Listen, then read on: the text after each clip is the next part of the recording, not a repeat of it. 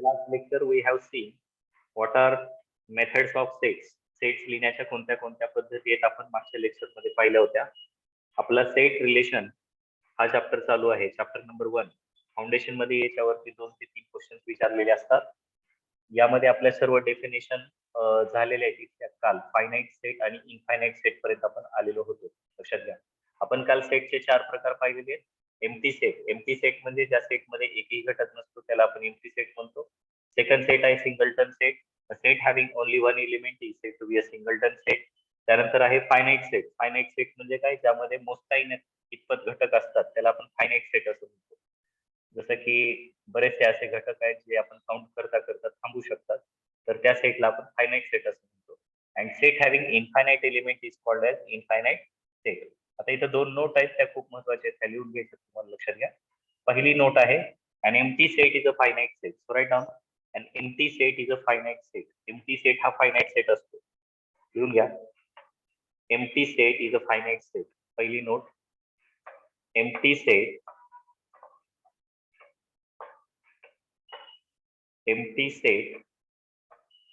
is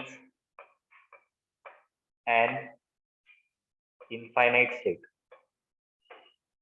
Empty set is an finite set. Empty set is an finite set. Empty set हा कसा असतो, finite set असतो. आता empty set finite का असतो? एम्प्टी सेट मध्ये तर एलिमेंट नसतात, एम्प्टी सेटला आपण फायनाईट सेट का म्हणतो? Empty set is a finite set. Okay, ही एक महत्वाची नोट आहे, लक्षात घ्या. Empty set is a finite set. रिक्त संच हा शांत संच असतो. याचं कारण काय आहे? बिकॉज एम्प्टी सेटची जी कार्डिनॅलिटी असते ती किती असते? 0 असते. And 0 is a finite number. लक्षात घ्या, जी कार्डिनॅलिटी आहे एम्प्टी सेटची ती काय असते? 0.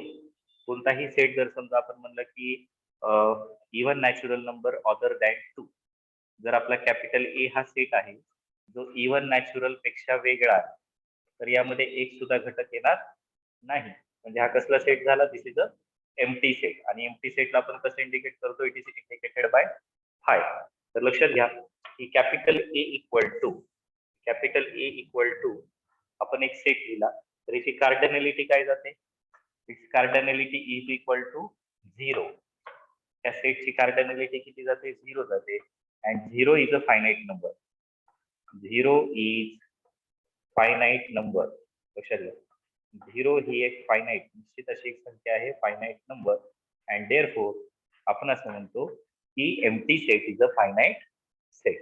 Empty set is a finite सेटचं कारण लक्षात आलं? Because 0 is a finite number. Hello, आवाज येतोय सर्वांना? सार्थक, करण, समाधान? बघा आता इकडे, आता पुढचा भाग आपल्याला पाहायचा आहे. त्यानंतर इथं काय म्हणतात बघा की कॅपिटल एन, कॅपिटल झेड, त्यानंतर set of all points on a circle are infinite set. यामध्ये अनंत घटक असतात, इनफायनाईट एलिमेंट्स असतात नॅचरल मध्ये, झेड मध्ये. त्यानंतर सर्कल वरती असलेले पॉइंट हे किती असतात? Infinite. So these are the examples of infinite set. आता आपल्याला आणखीन ते पुढे डेफिनेशन बघायचे आहे. त्यामध्ये पहिले हेडिंग टाका, equality of sets. Number 1, equality of sets. चला पुढचं हेडिंग टाका, equality of sets. Equality of sets.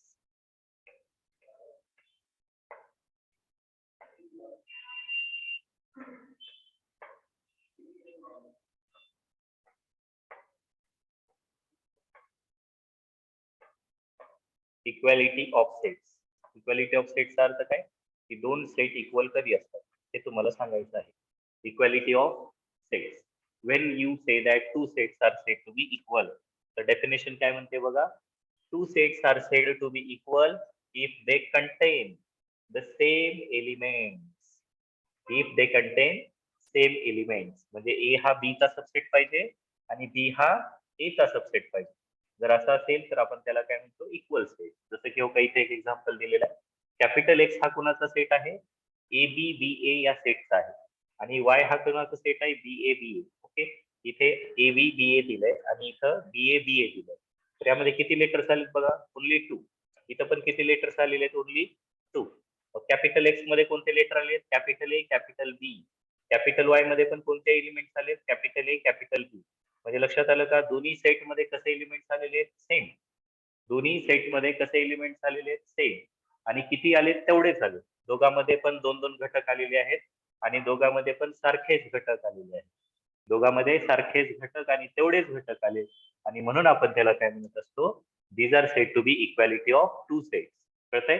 दोन सेट इक्वल कधी असतात लक्षात येते?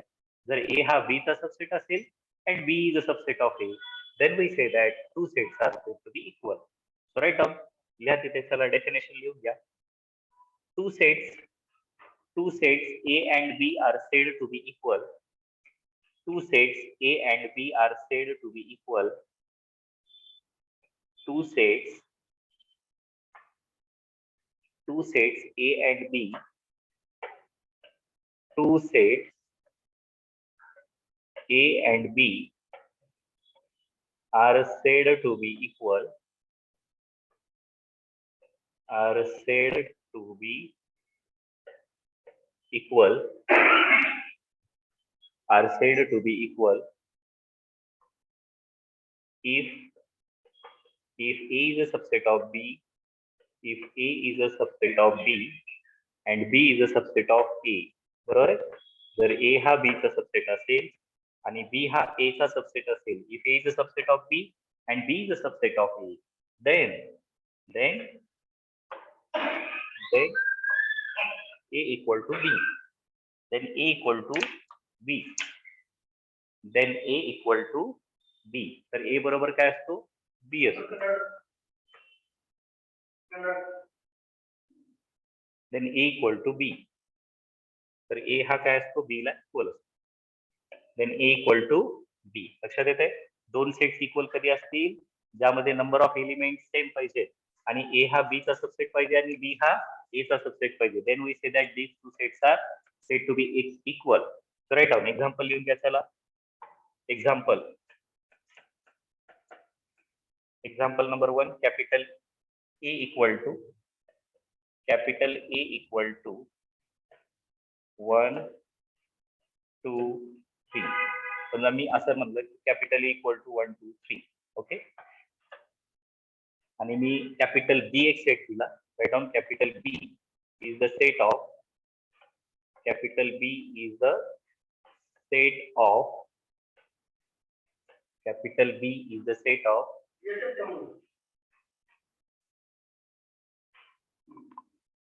online. Capital B is the set of first three natural numbers. First three natural numbers. First three natural numbers. First three natural numbers. मग capital B equal to काय लिहिणार तुम्ही? बघा, therefore capital B equal to पहिल्या तीन नैसर्गिक संख्या कोणत्या? 1, 2 आणि 3. लक्षात? मग एकमेकांचे हे काय झाले? सबसेट झाले की नाही? A हा B चा सबसेट झाला आणि A हा B चा सबसेट झाला. So write down here. Therefore A is a subset of B, A is a subset of B and B is a subset of A. A is a subset of B, A is a subset of B and B is a subset of A. Therefore A equal to B. लक्षात? Therefore A equal to B. A equal to B. असं आपण म्हणू शकतो. Equality of two sets. लक्षात घ्या. Equality of two sets मध्ये कसं आहे की A मधले घटक A हा B चा सबसेट पाहिजे आणि B हा A चा सबसेट पाहिजे. त्याला आपण काय म्हणतो? Equal sets. Okay. The sets X and Y are said to be equal if it is denoted as X equal to A. आता इक्विव्हॅलेंट सेटची डेफिनेशन घ्यायची आपल्याला. So right down. Equal set कळालं? दोन्हीकडे समान एलिमेंट्स पाहिजेत आणि तेवढेच पाहिजे. सारखे दिसायला पण सारखे आणि संख्या पण तेवढीच पाहिजे. आता इक्विव्हॅलेंट सेट्स विषयी घ्या. Right down. सेकंड टाइप घ्या. Equivalent sets. Second type equivalent sets. हा पहिला होता. लक्षात घ्या. ही पहिली डेफिनेशन होती. आता दुसरी इक्विव्हॅलेंट. इक्वल आणि इक्विव्हॅलेंट मध्ये फरक असतो. Equivalent states. Equivalent states. Okay, equivalent sets. आता इक्विव्हॅलेंट सेट्स आणि इक्वल सेट मध्ये फरक असतो लक्षात. हा तुमचा इक्वल सेट आहे, पण मी म्हणतोय इक्विव्हॅलेंट सेट. आता इक्विव्हॅलेंट सेट काय असतो, तर इक्विव्हॅलेंट सेटची डेफिनेशन काय सांगते पहा, की two finite sets A and B are said to be equivalent if n of A equal to n of B. म्हणजे याचा अर्थ लक्षात आला की A मध्ये जेवढे घटक आहेत तेवढेच घटक B मध्ये पाहिजे, सारखे असण्याची अट नाही. फक्त इकडे 4 असतील तर इकडे पण 4 पाहिजे, दिसायला सारखे नसले तरी चालतील. इकडे काय आहे DOME आणि बी मध्ये काय आहे RACK. लक्षात येत आहे. म्हणजे इक्वल सेट मध्ये कसं होतं की दिसायला पण सारखे पाहिजे होते आणि संख्या सुद्धा सारखी पाहिजे. आता इक्विव्हॅलेंट सेट मध्ये कसं असतं, फक्त नंबर ऑफ एलिमेंट सारखे पाहिजे. म्हणजे कॅपिटल ए मध्ये किती एलिमेंट्स आहेत 4, कॅपिटल बी मध्ये किती एलिमेंट्स आहेत 4, त्यामुळे दोन्हीकडे किती एलिमेंट्स आले 4. त्यामुळे n of A equal to n of B. कार्डिनॅलिटी दोघांची कशी झाली, सेम झाली. If the cardinality of two sets is equal, then we say that these two sets are said to be equivalent. So write down two finite sets. His definition आपल्याला लिहायचे. Two finite sets A and B. Write down two finite sets. Two finite sets. Two finite sets. Two finite sets A and B are said to be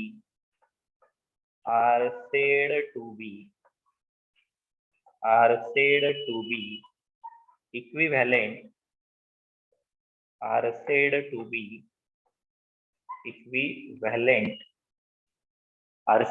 be equivalent if write down if n of A equal to n of B. If n of A equal to n of B, म्हणजे A मध्ये जेवढे घटक आहेत तेवढेच B मध्ये पाहिजे. A मध्ये जेवढे घटक आहेत तेवढेच B मध्ये पाहिजे. चला एक्झाम्पल लिहून घ्या. Right down example. Capital A is the set of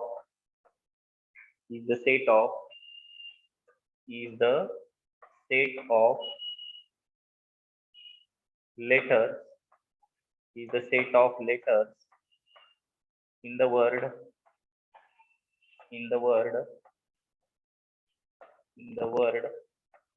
God है ना.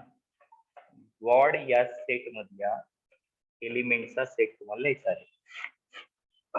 मग काय तर बघा इथे, therefore capital A equal to, आता मी ते सगळे लेटर स्मॉल लिहितो, म्हणजे GO आणि D. लक्षात आलं हे, ठीक आहे. GOD. चला, म्हणजे किती घटक आहे त्याच्यामध्ये लक्षात घ्या. त्याच्यामध्ये 3 घटक आलेले आहेत.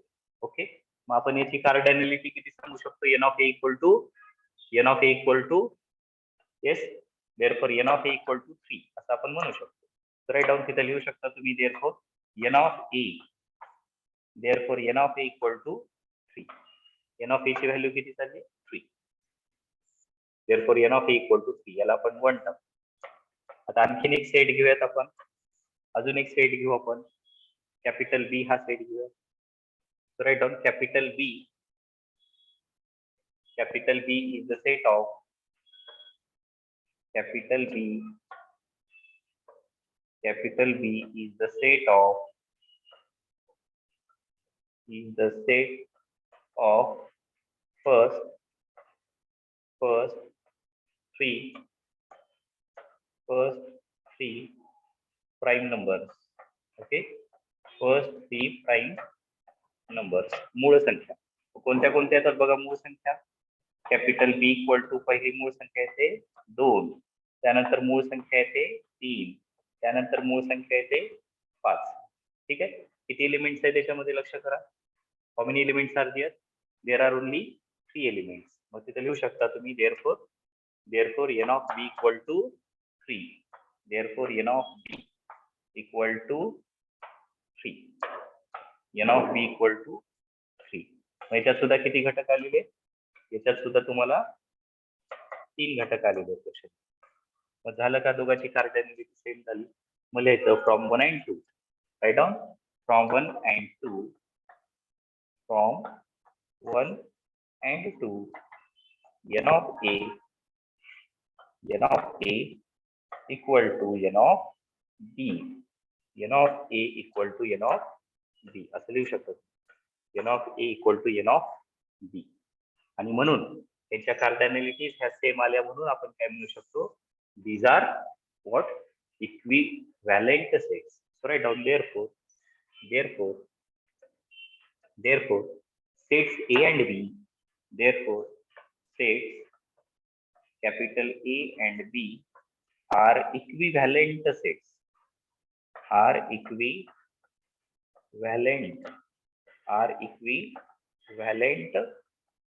sets. Okay, are equivalent sets. काय अडचण आहे याच्यामध्ये, लक्षात येत आहे? Are equivalent sets. बघा इथपर्यंत आता आपण आलेलो आहोत. आता आपल्याला याच्या पुढची महत्वाची डेफिनेशन बघायची आहे, that is a subset. Subset म्हणजे काय प्रकार असतो. चला हेडिंग टाका पुढचं सबसेट. आता इथली महत्वाची डेफिनेशन आहे की सबसेट, SUBSET. सबसेट तुम्ही ऐकलं असेल, ज्याला आपण मराठीत उपसंच असं म्हणतो. तिसरी डेफिनेशन लिहायची आता तुम्हाला, थर्ड डेफिनेशन सबसेट. ओके, उपसंच कशाला म्हणतात, सबसेट. चला डेफिनेशन लिहून घ्या सबसेटची. Write down the definition of subset. If every element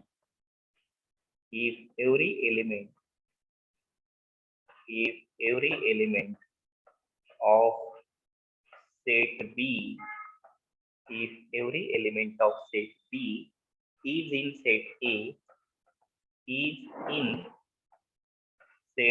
A, जर B चा प्रत्येक एलिमेंट हा A मध्ये असेल, जर B चा प्रत्येक एलिमेंट हा A सेट मध्ये असेल, तर आपण म्हणतो then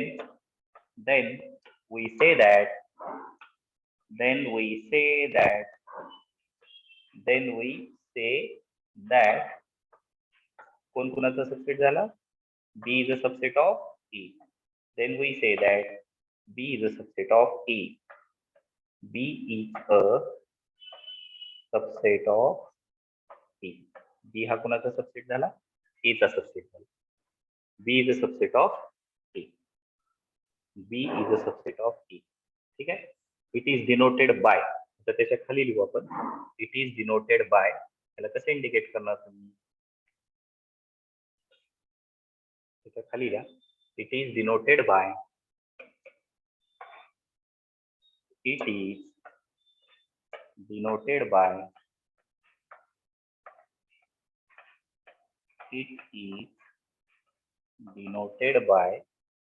B is a subset of A. आहे असे इंडिकेट करायचं, B is a subset of A. B हा A चा काय आहे, उपसंच आहे. चला एक एक्झाम्पल लिहू आपण, याचं एक उदाहरण घेऊया सबसेटचं.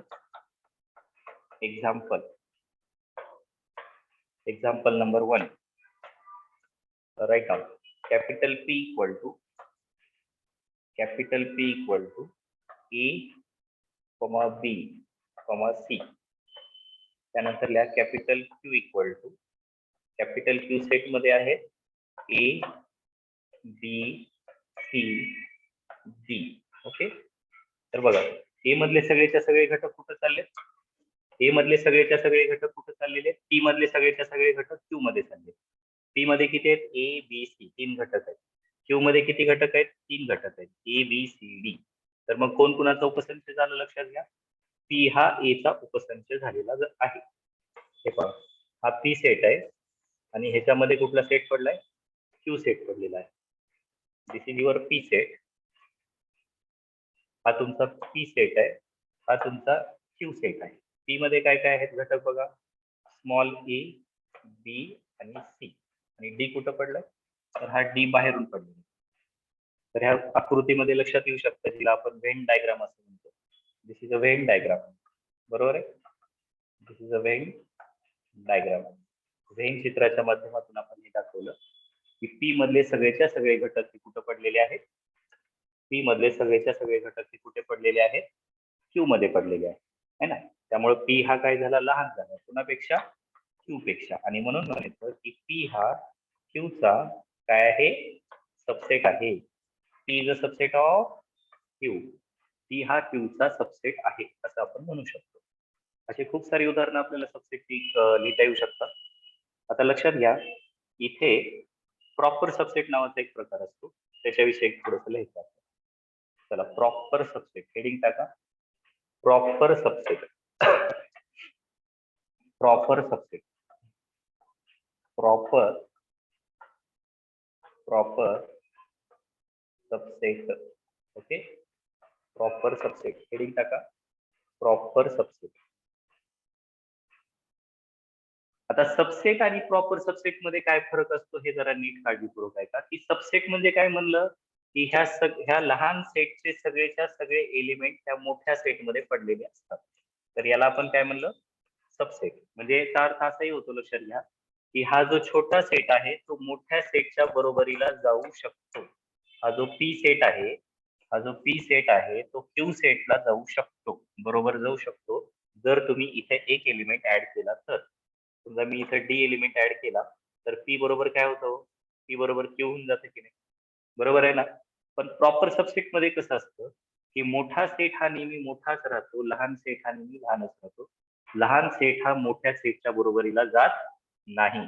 असं असेल तर आपण त्याला प्रॉपर सबसेट असं म्हणतो. प्रॉपर सबसेटची डेफिनेशन काय असेल की मोठ्या सेटमध्ये नेहमी एक एलिमेंट कसा राहतो, जास्त राहतो. द्या तिथे बघा, प्रॉपर सबसेटची डेफिनेशन आलेली आहे तिथं. हे पहा, इथं दिलेलं आहे definition. A non empty set capital ए, आधी लक्ष द्यावं का, a non empty set capital A is said to be a proper subset of the set A if all elements of set A are in the set B, but at least one element of set B is not in A. याचा अर्थ काय हो, की ए मधले सगळेच्या सगळे element बी मध्ये आहेत, पण कमीत कमी त्या बी मध्ये असा एक तरी एलिमेंट आहे होता, कमीत कमी त्या बी मध्ये एक तरी असा एलिमेंट आहे जो ए मध्ये असणारच नाही. म्हणजे ए हा बी च्या बरोबर कधी जाऊ शकणारच नाही. त्यामुळे तुम्ही जर इथं पाहिलं नाही हो का, त्या सबसेटच्या खाली इक्वल टू चं चिन्ह काढलंय ना, तर ते प्रॉपर सबसेट मध्ये निघून जाते हो का. आणि हा सगळ्यात मोठा डिफरन्स आहे. सबसेट काय असतो, सबसेट मध्ये छोटा सेट मोठ्या सेटच्या बरोबरीला जाऊ शकतो. सबसेट मध्ये छोटा सेट हा मोठ्या सेटच्या बरोबरीला जाऊ शकतो. पण कसं असतं, प्रॉपर मध्ये कसं असतं की छोटा सेट हा मोठ्या सेटच्या बरोबरीला जाऊ शकत नाही. छोटा सेट हा मोठ्या सेटच्या बरोबरीला जाऊ शकत नाही. छोटा सेट हा मोठ्या सेटच्या बरोबरीला जाऊ शकत नाही. त्यावेळेस आपण त्याला म्हणतो it is a proper subset. आणि जर का तो जाऊ शकत असेल तर तो साधा सबसेट असतो. कळतंय, लक्षात येतंय. मग आपल्याला हे वरची डेफिनेशन तर आहेच वर्डिंग मध्ये, आपण फक्त एक खालची डेफिनेशन लिहून घेऊयात. So right down, if A is a subset of B, इथली डेफिनेशन लिहायची लिहू शकता तुम्ही.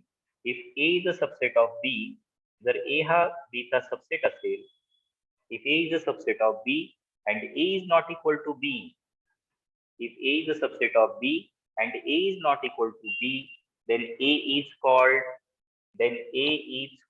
a proper subset of B. तर A ला काय म्हणायचं, B चा प्रॉपर सबसेट. लक्षात घ्या, लक्षात येतंय. A हा B चा उपसंच तर आहेच, पण A हा B च्या कधीही बरोबरीला जाऊ शकणार नाही. नेहमी बी मध्ये एक तरी एलिमेंट असा असेल जो ए पेक्षा कसा असेल, ग्रेटर असेल. बी मध्ये नेहमी एक तरी एलिमेंट असा असेल जो ए पेक्षा कसा असेल, ग्रेटर असेल. त्यावेळेस आपण असं म्हणतो की A is called a proper subset of B. आणि त्याला लिहितो कसं का, सिम्बॉलिकली असं लिहितो, capital A is a proper subset of B. लिहून घ्या, capital A is a proper subset of B. ठीक आहे, ही तुमची प्रॉपर सबसेटची डेफिनेशन झाली. आता मी तुम्हाला नंबर सिस्टम मध्ये हे सगळं सांगतो की नंबर सिस्टम मध्ये सगळे एकमेकांचे प्रॉपर सबसेट आहेत. तुम्हाला हवं असेल तर तुम्ही हे ड्रॉ करू शकता. बघा, नॅचरल नंबरच्या नंतर काय येतो, पहिला सेट कुठला असतो बघा, लक्ष करावं का. सगळ्यात आधी काय असतं, नॅचरल नंबर. नॅचरल नंबरच्या नंतर काय असतो, होलचा सेट असतो. होलच्या नंतर काय असतो, इंटिजरचा असतो. इंटिजरच्या नंतर काय असतो, रॅशनल असतो. रॅशनलच्या नंतर काय असतो, रिअल असतो. रिअलच्या नंतर काय असतो, कॉम्प्लेक्स असतो. तर हे एकमेकांचे प्रॉपर सबसेट आहेत. These are the proper subsets of each other. आता मी इथं लिहून टाकतो का. सगळ्यात आधी कोण येतो, नॅचरल. नॅचरलच्या पुढे कोण जातो, होल. होलच्या पुढे कोण जातो, झेड. इंटिजर. इंटिजर हा कुणाचा प्रॉपर सबसेट आहे, रॅशनल. रॅशनल इरॅशनल कुणाचा प्रॉपर सबसेट आहे, रिअल. आणि रिअल कुणाचा प्रॉपर सबसेट आहे, complex. So these are subset relation. परत एकदा ऐका, नॅचरल, इथे डब्ल्यू वाटत असेल तुम्हाला, हे सॉरी, हे पहा, इथं मी जे मध्ये काढलंय ते एन आहे, capital N. It is a capital N. Okay. तर नॅचरल कुणाचा सबसेट आहे, नॅचरल सबसेट आहे होलचा. होल कुणाचा सबसेट आहे, इंटिजरचा. इंटिजर कुणाचा सबसेट आहे, क्यूचा.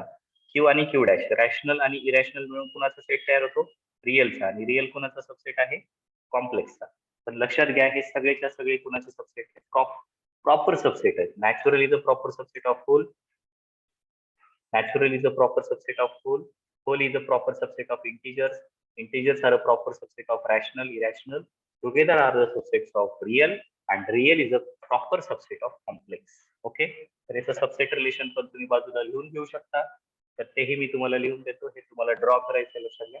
तर याचं प्रॉपर सबसेट रिलेशन तुम्ही लिहून द्या. Natural is a proper subset of whole.